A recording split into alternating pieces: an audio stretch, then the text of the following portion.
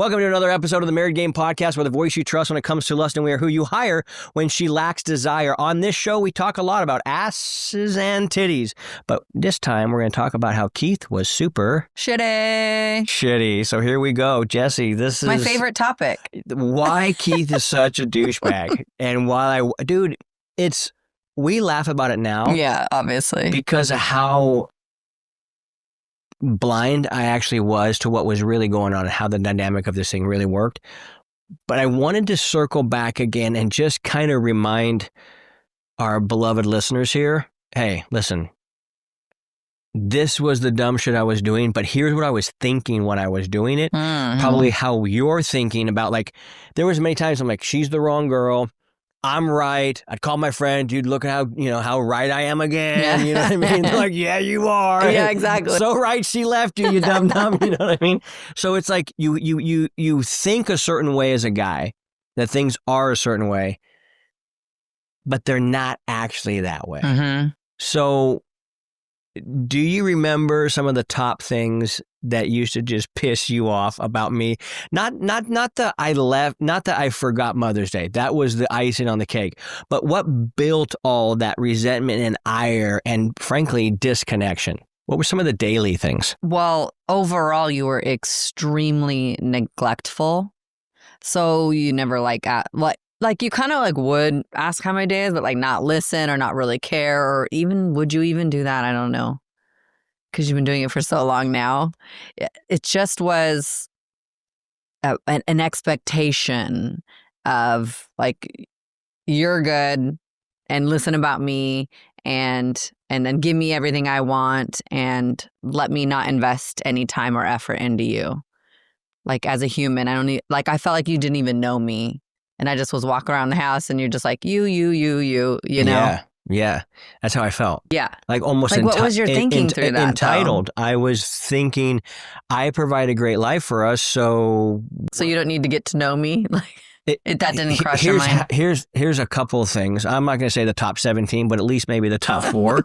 Here's a few things that happened that I wasn't aware of. Number one, I wasn't treating our relationship like other relationships that I was happy to invest in, spend time in, care about, right? So there was and I was doing that. It wasn't just for business. It was a lot for business, but it wasn't just for business. I really enjoy having relationships. Yeah. But I wasn't doing that with you. So it's like, how do you expect this to actually be a cool relationship if you're not even investing in it? I remember even feeling extremely immature in my thoughts, because I would say things because it was bringing that out of me. Of course I was happy for you if you did something in business or went traveling, or you would always talk about your business partners / friends. But I would get where I was like, why are you talking about them? Or you're leaving again, or, and so it would come out that way, really negative, because there was no intention on me. Yeah. No questions about me. Yeah. It didn't feel like you even wanted to be around me. Yeah. You just wanted me to do all the mothering and cooking and cleaning. That's what it felt like. It was deep entitlement. Yeah. Where I got it, not exactly sure. But that's what I felt. Yeah. And that's how I acted. And that's how a lot of guys act. So I started resenting your friends and your business and what you're doing. And there was no goal we were going together. It was just you. Yeah. Just you doing it and me left at home. Yeah. And so I was overall, that had built up to, I don't even care how much money you make, what kind of life I have. I just got to get out of here, because I didn't feel like we were even doing life together. Yeah. Yeah.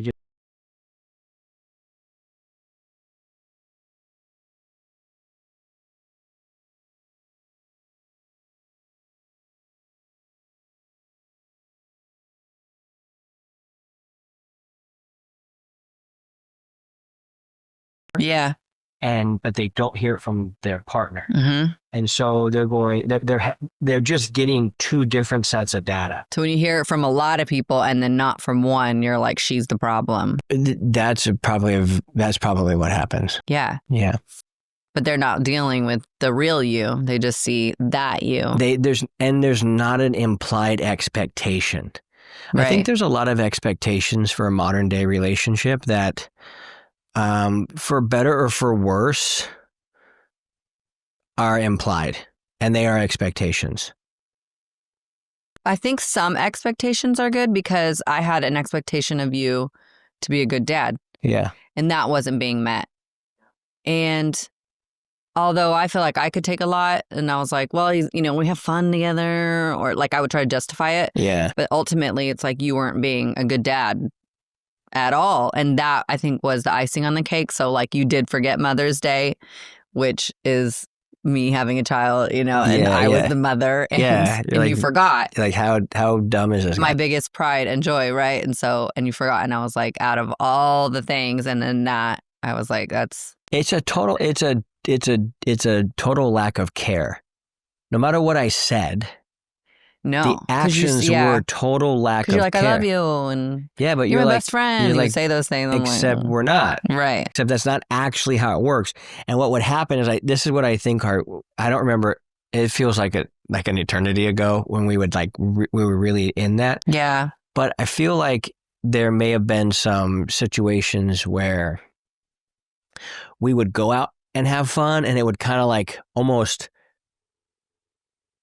trick you back into it a little bit. Almost like, hold on, wait, look over here, and you'd be like woozed into it again. Yes, that's exactly what I was thinking. Okay. And because you would say, like, when we're out, like, oh, you're so fun, you're my best friend, and then not talk to me, like, barely, or just talk about yourself the whole rest of the week. Yeah. And then it would kind of happen, or we would have your kids, and it would be so fun. And that's like what I love to do. It was like the family element. Yeah. But there was no real connection. So like, that's why I stayed for so long. Yeah. It wouldn't have been a hard decision if it wasn't a hard decision. Yeah. Because there had to have Jovi, been good stuff. Yeah. And then so by the time I had it, she was 2. So I was staying, like trying. And then I just like couldn't take it anymore. Yeah, that care and neglect, we understand as men in every other department. Like, you don't work, you're not gonna, create value. You don't work out, you're probably gonna, you don't pay attention to certain things. If you don't put your intention and attention somewhere, it will fail. We know that about everything. Mm-hmm. But for some reason in our society, and I was infected with the same exact virus, just thinking that it's like, you don't even think about it. You don't. And when things aren't going the way you want them to, especially sexually, your mind immediately goes to, I know 100 bitches that would appreciate this, so fuck off. You would even say things like that. Yeah. You were like, I can find somebody else. I'm like, well, go ahead. Yeah. Like, goodbye. Yeah.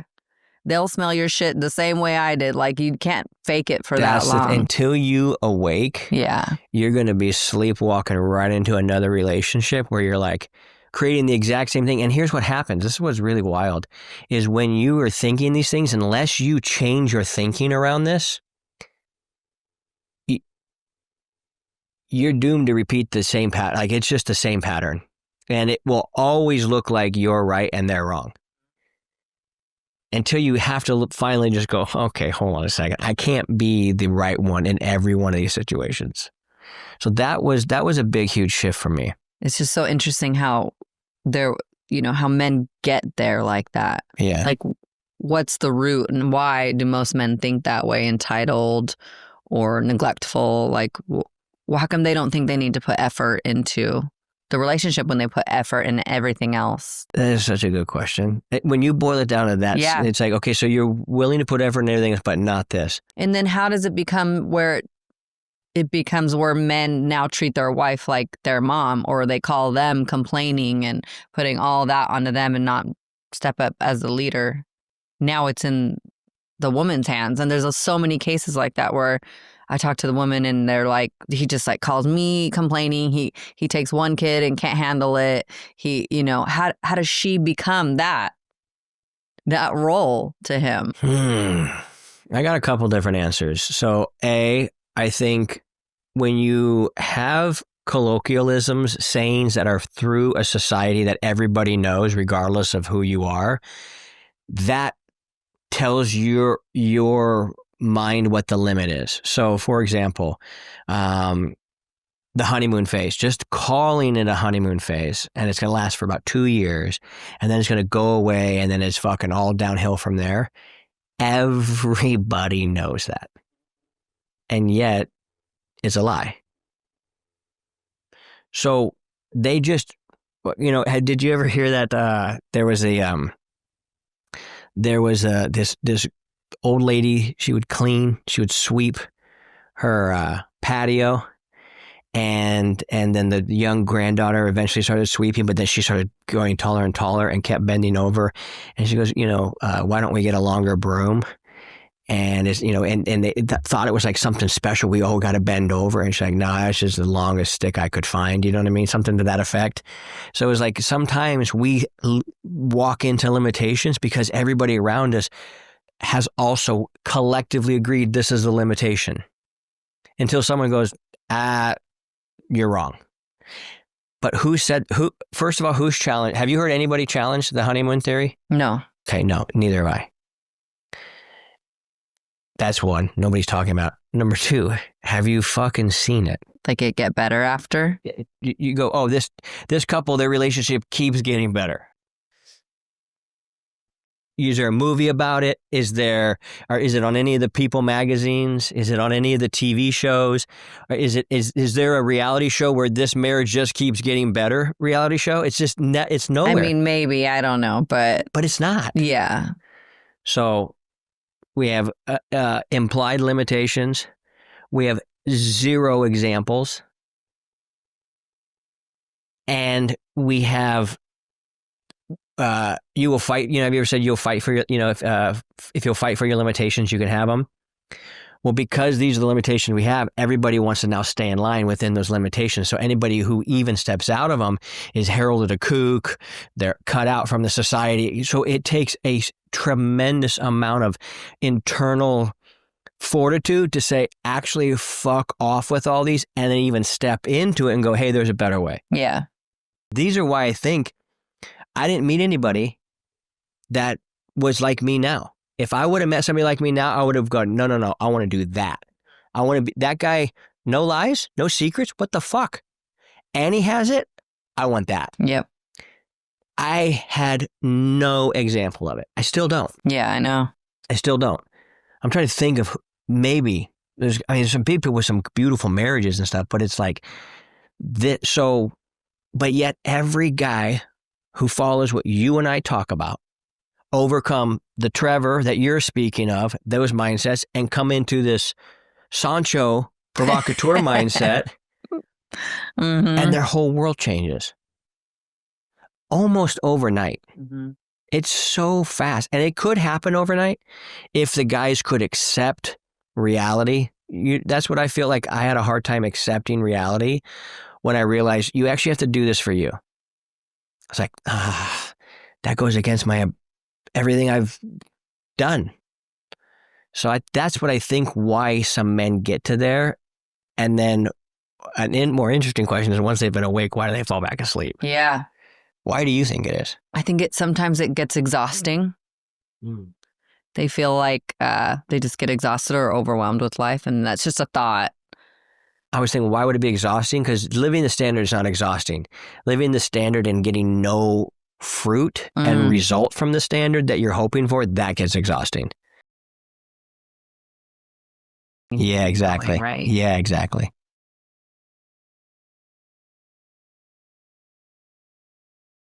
Here's another thing. Here's another expectation that I think is wrong in men and causing a lot of suffering. This one is big. I think expectation in people. It's this. It is, we used to like each other. I want us to like each other again. So there's got to be a way to get her to like me again.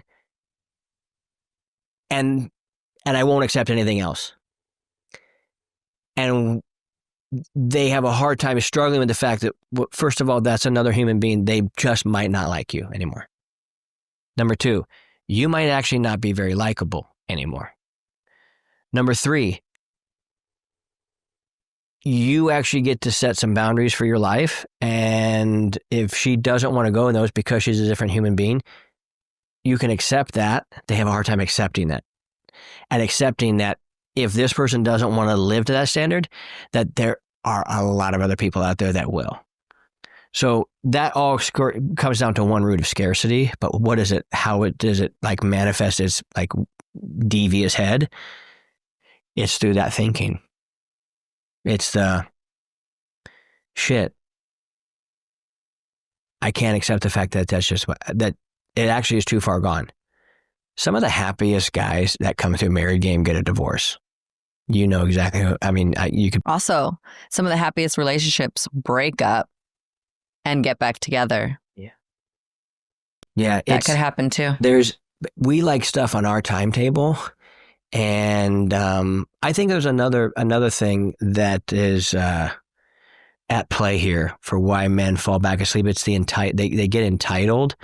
And something my friend Taylor told me the other day I thought was so powerful. And he's like, if you never expect momentum to show up because it did yesterday, you have to earn momentum every single day. And that, I think, unless you're like literally keeping the standard, you're slowly slipping back. And that creates in that regard, those expectations are real. Like if I stopped working out, I stopped doing a lot of things, there would be an expectation for you that I would maintain those standards. And you'd be like, what the hell is that? Because I came in with such a standard. Mm-hmm. And I think that's a part of the reason why I left you is you just stopped everything that you had shown me who you were in the beginning and then stopped everything. What could you have done to help me wake up? I mean, honestly, I said things and I wasn't too harsh about like your weight or anything, but I said, I can't keep doing this, what we're doing. So I don't know how clear it was to you. I remember specifically saying that though. I can't keep doing this. I know what we're doing. I know why I didn't hear you. Because I didn't know there was a different way. She's like, hey man, I'm about ready to leave. I'm like, well, I'm all out of fucking tricks. Yeah. So if anybody's got a new trick bag, my dog's about ready to fucking leave. You know what I mean? Like I don't have any tricks. Yeah. I got no tricks. So it's like, well, what do you, and I probably said this, but I definitely felt, well, what do you want me to do? Yeah. Which is not the words that come out of the mouth of a leader. Well, what do you want me to do? Yeah. I don't know. Lead, motherfucker. Yeah. So I didn't know. Then with the entitlement aspect that you had, I felt it. So it's like, I think you were like, well, then like, just, I don't know, I'll find someone else then. I think you had that kind of in your mind. There's two truths that happen at the same time. If you leave, could I find somebody else? Sure. Yes. And if you leave because I have a low fucking standard, that's bullshit. And I think that men wrestle with both of those ideas. They're like, I could find somebody else. You're right, you could. And happy women don't leave. Right. So I think, what could we tell wives? Because we do have wives listening to us. What could we tell them that could open this man's eyes? Because if you would have said certain things. You tell me. What did you want to hear? What could you have heard? You being you at that point, I mean, what would have flipped the light switch besides me leaving you? Let's throw a couple out there and let's just see how they land and we can get some feedback. Okay. And it would be something like this. The wife saying to the husband, what if the bitchy behavior in me is simply me just being a mirror back to how you're handling me? And you think he would have heard that or been like, no, Sometimes your first pitch is a ball. We still got a lot of other pitches here, okay? Yeah. In honor of the World Series. Okay. If I'm telling you I'm not attracted to you and I'm not leaning into you and I'm not as enthusiastic as you want me to be, have you ever stopped to consider why? I'm not saying these are perfect or great, but what they are is questions. And a question is what gets a man to think. Instead of saying, you're always, you never. Well, I'm a mirror, bitch. Yeah. So if I'm acting cunty to you, guess what you're acting like to me? Yeah. And of course he'll get defensive and Well, how not could he hear that. not? And We go, what if, do you think it's possible that I could be a mirror to you? the questions. Yeah, you So have I to start think, with yeah. questions. If you would have said, Keith, you know how early on I was just all over you in the sack, and sometimes we would have sex twice a day, that type of thing. Remember when I was like that? Have you ever wondered why I'm not like that anymore? I think a guy would invite these questions, would want to know about these questions. I think that for women saying something like that, though, it's also calling out a truth where it's hard to say the harsh truth, even though it's so necessary. What you're saying is necessary. But me at that point, I don't know if I wanted to hurt your feelings, even though I needed to. Why do you and should have? I'm just saying me. Why are you associating that that's hurting someone's feelings? Because that's what women do, right? They'd rather even just like leave before hurting feelings. I was so young and I didn't know. Now I want to hurt your feelings so you'll really get it. So I say the hard truth, right? I mean, it's like how you talk to a man, you just got to call it out as it is. Yeah. So let's give our ladies a couple call outs. So just saying I was trying to be nice. And that's not okay. It's a people pleaser. First of all, if we're going to tell women something, is you need to say the truth and how you really, really feel. Yeah. Because I didn't do that, I don't think. But there's ways to say it. So how I really feel could be interpreted. Look at your fucking fat ass gut. You fucking fat fucking You don't need to talk to anyone like that, but you can be like... Hold on. Let me finish the thing. And it's fucking disgusting. Or? Yeah. Do you think I'm as attracted to your body now as I was when I met you? But I think anyone could talk like that. That's being so honest. You don't need to hurt feelings. But that's why I'm thinking. But women feel like they're hurting feelings when they even say it nice. So should they use that line? The second one, obviously. Yeah. But it still feels like you're hurting someone's feelings is what I'm trying to say. Even on the second one? Yes, because you're actually calling out the truth. Yeah. So that's what I'm just saying. Women mostly feel like that. They don't even want to say that. But they need to. Yeah. So first and foremost, if they're feeling some type of way like that, you can say it nicely. And it's okay if you're calling out the truth. It's necessary. Oh, here's another question. Now you got me all fired up over here with those long, luscious locks. Here, it's have you wondered why I've been so distant lately? Yeah, that's a great one. Are you curious to know why I feel so disconnected from you lately? Do you also feel that way? Because well, I would want to know someone's perspective. Well, of course, but we don't use those words. Men don't use "I feel disconnected from you." No, he feels "I feel disrespected." Mm-hmm. Like a Southern granny. You just struck a chord with me. It's so true. Yeah, man feels disrespect. He goes, how could I do all of this work and provide all this for you? And you don't even, it's like you don't respect me. That's what it, so, yes. So he wouldn't use the word disconnection unless they listen to this podcast, but nobody says that, you know what I mean? Yeah, that's how he internalizes it. Yeah, he sees it as how disrespectful. How entitled are you? So what happens is he starts to see entitlement in them. And he's supposed to see entitlement in them because that's what he's projecting, because that's who he is. He's entitled, so he's projecting this.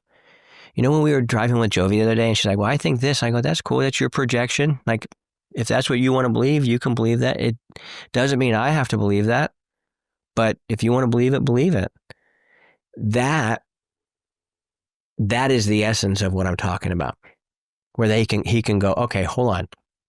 Let me look at this situation. She's not responding. There's got to be a reason why. Mm-hmm.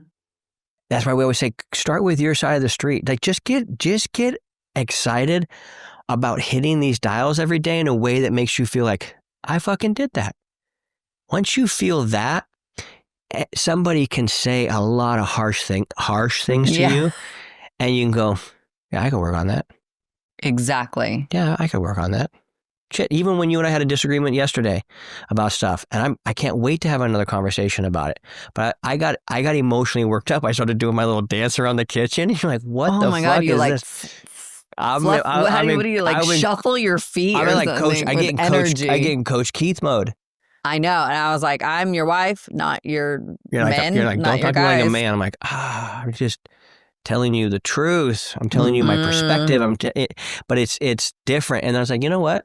I got too emotionally charged. I didn't even know I was that emotionally charged about that fucking topic. I didn't know what was going on inside it. And it started coming up. I was like, fuck, this is how I really feel. I should have been, you know what? Let me process some of this and we can circle back around. We both want the same fucking thing. No, I like that you're even emotional about it because it's an emotional topic. Yeah. But when it gets projected to me, I'm like, yeah, it's a lot. But when you do your own self-reflection, and that's some of the things that we teach our guys in our program is each week, you're like, what worked, what didn't, and what do I need to get rid of? What do I need to keep doing?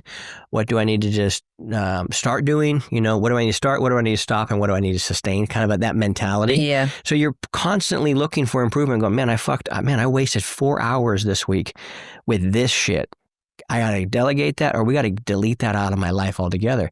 Fuck. You know what I mean? So there's this analyzation mode. A man is really good at self-analyzing, especially for business, because you have to. You're adapting. That being said, I don't know that a lot of men go, oh, you can take these same principles and I can just go apply them to my marriage. Exactly. I think where it gets hung up, I'm going to tell you where I think it gets hung up. Because all of this is true and all of this is right, and everything that we teach about how to get your wife to actually want you is the same way to get your customers to want you, all this type of stuff, right? But I think the one caveat is that nobody's really talking about, and I don't know that we've even talked much about it, is this fact that in business, the whole world is a potential client, so to speak. And if one person says, hey, fuck off, we're like, and God be with you, because there's 8.7 billion other ones behind them. That's not the situation in marriage. Mm-hmm. So it forces, I think the forcing function is like, no, you're going to have to work on this, because if you're going to be in relationship with this human being, you're going to have to come up with some boundaries. Also, I believe because of the constraint of one person to one person, I think too many people cave into the other person too quickly, and they don't realize, wait a second, you don't have to do things the way I do things just because we live together. I don't have to do things the way you do things because we live together. There's this interdependence, two independent people that are interdependent on each other going, hey, I can't have sex with myself. I can't have a deep emotional connective conversation with myself. I can't enjoy a nice bike ride with somebody else laughing going to lunch by myself. So I go, there's so much benefit to this relationship that it actually can be way better than any client. So I think there's just pros and cons, but I think that's what gets people hung up. Don't you think so? Mm-hmm. Because they're like, well, fuck, this is my guy. Yeah. This is my gal. But what a kind of a beautiful forcing function to make us look at our shit too, though. Yeah. And then, like I said before, I think people get exhausted trying to make this work, right? Mm-hmm. But that's what we're here for, is to put those steps in places so you don't get too far off, so you can stay in line, so you can stay this nice working, flowing relationship that you put work into. I had a client bring up a question today that I thought was really interesting. I'm going to bring it up to you. I want to hear your thoughts on it. He's like, when we first got together, we made out all the time. Now she barely wants to kiss me. But we're having sex and we're doing all sorts of other stuff. But he goes, I really just love making out with her. But now she's like, doesn't want to do it anymore. What would you tell him? Has he said that to her? Like that, nicely? Something to that effect. Let's assume that there's been some dialogue and it's not going in the direction he likes. Fit as a fiddle, radically fucking successful, great human being, genuinely great human being. I mean, he has, like we say, start with the questions. Has he asked any questions, follow-up questions about it? What questions would you have him ask? What would you just tell him? Let's just start from the very beginning. He calls up, yo, this is so-and-so, here's the situation, ... So he's asked the basic questions of... Well, let's start from the beginning. What basic questions would you want him to ask? He said, I really like doing this. Why do you not want to anymore? We used to do it all the time. Isn't that the basics? Start with number one. All right. What if she says something to the effect of, you kind of look like Jessica Alba today. You have a little Alba vibes. Is it? Did you do your hair so differently? Random. Well, it just hit. It's been hitting me. I'm like, that's right, Alba. So that's the basic question. And if she goes, I just don't like it anymore. Sorry. What does he do next? Have him ask, like, well, that's something that I really enjoy. I really like, you know. And he said that, and she goes, sorry. I don't know. Sorry. Sorry. I think that if she really loved him, she would do so. And if she decides, nope, does it sound like a deal breaker to you? No. No, what does he do? Just be sad the rest of his life that his wife doesn't want to make out with him? I think if she really loved him, she would try to incorporate some making out for him. But she says no. Can't force someone to do something. I don't know. I don't think it's a deal breaker. No. Do you? Kinda. That? I think that probably. Yeah, I think if she really loved him, she would want to make him happy. It comes a point where it's like, is this girl doing this because it makes me happy? Or is it does she actually enjoy this as well? And the guy doesn't really accept the second one. He doesn't really like that. Especially a guy who gets whatever the fuck he wants. He's not used to that. These are real questions that come in. This is the real shit that actually happens. So I don't know there's no more details other than that. But ultimately the question was, how do I create a standard for my bedroom that I expect us all to hold? And I go, well, what has been the standard in the past? A, what was happening when that standard was being achieved? And has anything changed since when that standard has been achieved? And if so, what? So we're able to decipher it from there. But ultimately I'm like, listen, if that's something that's a deal breaker for you, like for real, then. Well, you said deal breaker, so yeah, it must be a deal breaker for him. Then act accordingly. Yeah. And I don't think we should go through life trying to figure out, how do I get this person to like me? We should figure out. But maybe she does. She just doesn't want to do that. Yeah. So I don't know. Yeah, it's a deal breaker for him. He's like, I'm not doing that. Because to him, he has his answer. Because to him, it means so many other things. But is it that his projection onto that one thing? Yeah, it's there's some other stuff. But there's some other stuff, I mean, like always certain pictures. She won't send him certain pictures. Yeah. Whereas he's used to that, that type of thing. So he's kind of like, this is becoming a problem. So interesting stuff. Should we jump into the new segment? Yeah. Welcome to our new segment called Truth Translation, where we take the everyday things couples say and expose what they're really trying to communicate. Because in marriage, the words are rarely the problem. It's the meaning underneath. So Jesse, Joy, and I are going to break down the hidden message, translate the truth, and help you respond like a pro instead of lighting the house on fire. Dun, dun, dun. Look at this thing. Oh, yeah. Valentine, you're the best. It's just knocked out. Okay, here we go. That's just how I am. What's the translation? I'm not going to change. Sometimes this is true. Yeah. Sometimes it's not. Let's give examples of both. So I would say here's an example where it's that's just how I am. It's like, let's say that they yell all the time. Right. That's just how I am. I just yell. Cool. I'm not going to expect to change you. But I will be changing my address. And I will be changing who I'm with. Because that's something like, Oh, I hate yelling. Really hate yelling. Same. Mm-hmm. I don't know if anything's ever been communicated very well by yelling at the top of your lungs. Right. Unless you're trying to save somebody. Right. When a golf ball's heading at their head, yelling "4" is probably better than whispering it. That's just how I am. I think that when someone says something like that, they're not hearing the other person out at all. So it becomes this, someone has a grievance and someone says, that's just how I am. It's that, there's the wall, there it is. It's like nothing said and done can go past that. Yeah. And that's frustrating in a relationship because you want someone to hear you out and you want to come together as a team and, live together where you're both happy. When someone says that, someone is unhappy and someone won't change. Yeah. Can you think of any good examples or bad examples? For example. Well, let's just say sex, right? Okay. Men want more sex. That's just how they are. That is how they are and wired. So then it's up to us to make you feel loved and connected. And that's why you always want to be heard. Because that's how we correlate the two, right? If you say men, well, she's not getting attention and he's not getting sex, well, then, he has to give her attention and she needs to be involved and want to have sex. Yeah, got it.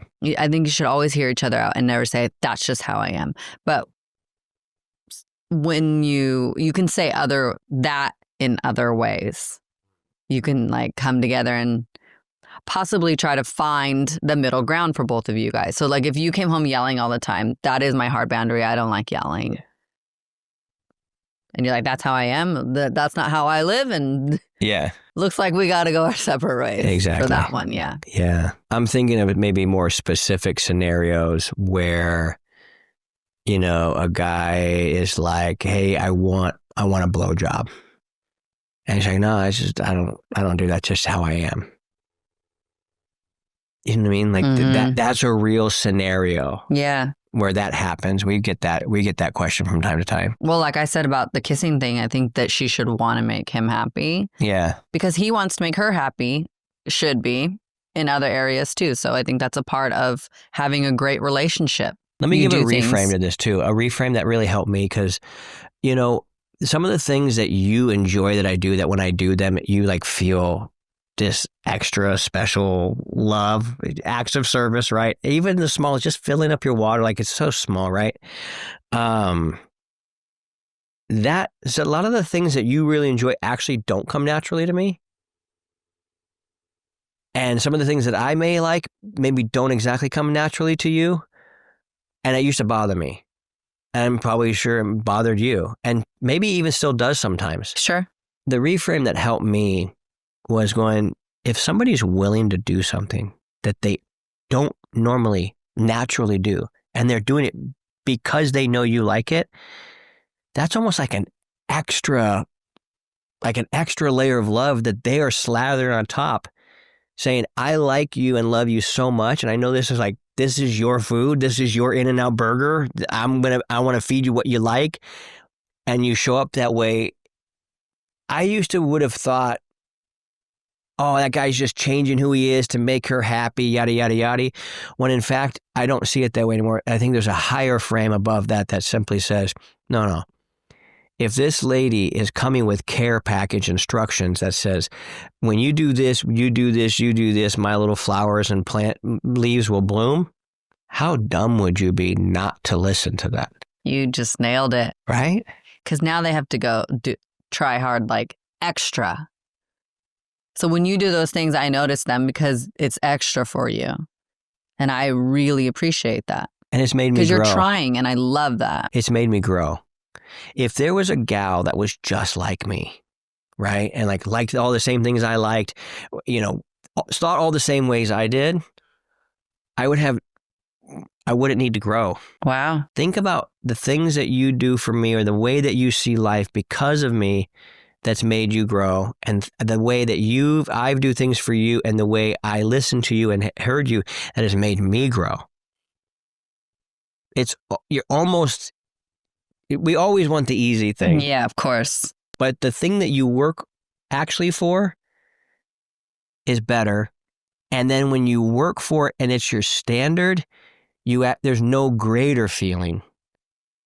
I mean, the hot tub and this type of sex, all that makes a man feel really incredible, but it's not as sustaining as I'm the man that sets that standard. So that's how I am. That's true for some stuff. I'm white and I got freckles. That's what I am. That's how I am. But I can also grow. All right, let's do another one. I shouldn't have to ask. That's such a woman thing to say. Mm-hmm. Tell us more about that. I still feel like that sometimes, but Sometimes you got to ask. It, like we were just saying, some things are not your nature. And it takes you actively, consistently trying to do things outside of your nature.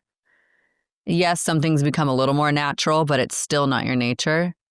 So sometimes I feel like I shouldn't have to ask, but that comes with a lot of grace. Yeah. And we're human. Yeah. So then I have to, for me, check myself and say it Give me nicer. an example of one you shouldn't have to ask, and then I'll give one of a guy's example, so that way we can... It's not that you haven't spent time with Jovi, but when you haven't actively tried to do something and take her off my hands and all the things, I feel like I shouldn't have to ask. That's a good one. Mm-hmm. Yeah. That's like so easy. So, exactly. And instead of me saying it like that, I like to say when we're having our scheduling meeting is like, are you going to schedule some time for Jovi? And then you're like, oh, yeah, definitely. And I'm like, okay, good. Now I don't have to say it like real shitty, right? Yeah. And you're like, of course. Yeah. Sometimes it takes a little reminding. And that shouldn't be such an egoism. Shouldn't like fuck your ego up so bad. Yeah. I think that's what it is. It's the expectation and the ego. They're both right there. You know, I shouldn't have to ask. That you're saying that you're failing my expectations. I mean, those words are just a starter kit for a fight. Yeah. You know what I mean? Yeah. You want a little Starter fight? kit. I shouldn't have to ask. Well, you did. Yeah, you know? I shouldn't have to ask. A guy in that response, if he's in his like most ascendant being, as it were, is like, you're right, you shouldn't. Yeah. You should never have to ask about that stuff for Jovi. You do. I forget. Yeah. For guys, on the other hand, he doesn't want to have to. He shouldn't have to ask for enthusiasm, but he does. Yeah. So it's like these are both super obvious ones. Also, that just reminds me of it. It takes a lot of understanding because, and the way I thought of it is like, you shouldn't have to ask for enthusiasm, but sometimes, you know, we got our period or hormones or whatever. And so that's the grace. And on your end, if I shouldn't have to ask you to take Jovi or whatever, there's a lot of understanding and grace knowing that how busy your schedule is. And sometimes I'm going to have to ask. Yeah. And that's okay. Yeah, I think we're solving the world's problems. You're not making for anyone ours. What's that? If not for anyone's ours. Yeah, for sure. Exactly. You're making a big deal out of nothing. Oh, I feel that way too this sometimes. This is the starter pack, dude. Pick a fight starter pack. Don't say these words. Oh my God, dude. That's so funny. Well, I think both genders do this for sure. Definitely. And I just think it's because who's more emotional about that subject. That's what it is. Yeah. There you go. There you go. There you go. Right there. This is going to sound really basic, but I think that it really would serve us to remind ourselves that you and I are walking through very different worlds. I'm 205 pounds of tiger meat wrapped in barbed wire and coming up on my completing my second year of jiu-jitsu. This wouldn't be a full podcast without that. Without a podcast. Yeah, exactly. I don't walk around the streets afraid. You are very tiny compared to me, and you don't know anything other than 5 hours of jiu-jitsu. You're walking around in a very different world than I am. Would you agree? Mm-hmm. Do you ever think about your physical safety? Sometimes. That's a lot of more times than I do. So that should just first and foremost understand, like, if you're dealing with something and it's a big deal to you, I gotta understand, you bleed once a month. Yeah. You are so tiny that you are actually a physical threat in the world. At threat. Mm-hmm. You think about different things than I do all day long. All day. To me, this is where the grace comes in. You said it earlier in the other one, which I thought was great. Is like, once you have an understanding of what's happening, it gives you a lot of grace for the other person, huh? Yeah, that's good. So you're making a big deal out of nothing. Yeah, it probably is nothing to you, but apparently it's something to them. Exactly. Yeah. And having understanding, this must be something to them. All right. Why do you always have to be right? The initial response to that one is obviously just because don't say that. But the initial response is just because I am, right? Because I always am. Is Well, that, I always am. I know. I think technically, but- everybody thinks that. Of course. I don't think someone should say that though, because it's not right or wrong. It's their opinion. And then my opinion and your opinion. Yeah.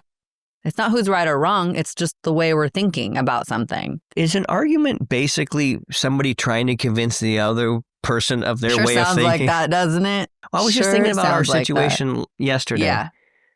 It's like, It's just that my opinion. Why couldn't that have been just a very calm conversation? We were both getting worked up. You get worked up in your way. Yes, I know you do. It's the and subject we're talking about. Yeah, Very passionate about. But it's like that behavior, we were both acting as if almost like something bad could happen to us. But nothing bad could happen to us yesterday. But there was almost like an energy, like, I'm got to convince you because something bad's going to happen to me. And you're like, no, I got to convince you because something bad's going to happen to me. Yeah. And I was That's like, actually really true. and I was like, what? This isn't even an energy that we hardly ever step into. And that's basically arguing. Think about it.